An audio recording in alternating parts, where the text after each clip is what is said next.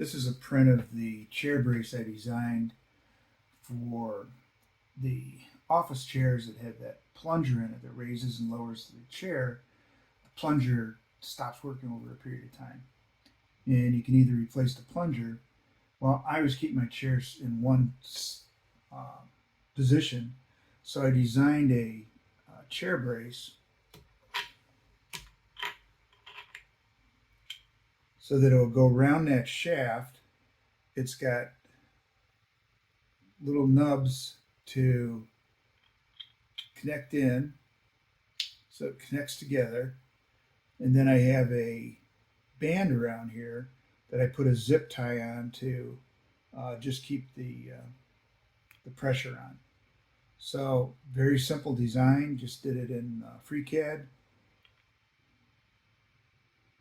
My first iteration of this, I did not have for the uh, zip tie to go around, and so I redesigned it with a zip tie. And since I did it in FreeCAD, this particular is 30 millimeters.